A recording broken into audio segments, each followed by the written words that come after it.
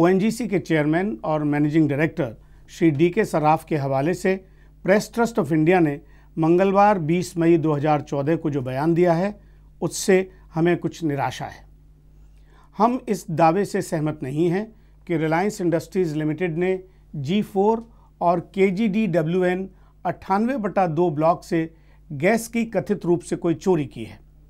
हम समझते हैं कि नए चेयरमैन और managing director Shri DK. Sarraf को संभवतः ओएनजीसी के ही कुछ तत्व भ्रमित कर रहे हैं। ये तत्व पिछले 13 सालों से इन ब्लॉक में हुई खोजों को आगे विकसित नहीं कर पाए हैं और अब अपनी नाकामियों को छिपाने के लिए वे ऐसे प्रयास कर रहे हैं। साल 2012 के मध्य में ही ओएनजीसी ने रिलायंस इंडस्ट्रीज से संपर्क किया था। वे ये पता लगाना चाहते थे कि क्या रिलायंस की KGD6 की सुविधाओं का इस्तेमाल ओएनजीसी द्वारा दी गई खोजों के व्यवसायीकरण के लिए किया जा सकता है। इसके लिए जुलाई 2013 में दोनों संस्थानों ने एक MOU पर दस्तखत भी किए थे। हम आज भी ओएनजीसी को इस क्षेत्र के एक बहुमूल्य साथी के तौर पर देखते हैं, ऐसा साथी जिसके साथ सहयोग और मदद करके हिंद महासागर के गर्भ में छिपी गैस को निकालकर अपने देश के लोगों के कल्याण के लिए उपयोग किया जा सकता है। अगस्त 2013 में ओएनजीसी ने हाइड्रोकार्बन के महानिदेशक के जरिए पहली बार इस बात की संभावना का नोटिस दिया था कि रिलायंस और ओएनजीसी को आवंटित ब्लॉक्स के भंडार नीचे आपस में जुड़े हो सकते हैं।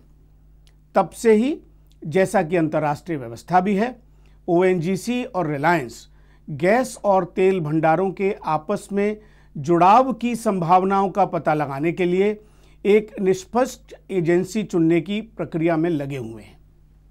दोनों पक्षों के बीच 9 मई 2014 को बैठक भी हुई थी, जिसमें इस एजेंसी को सौंपे जाने वाले काम के स्वरूप के बारे में भी बात हुई।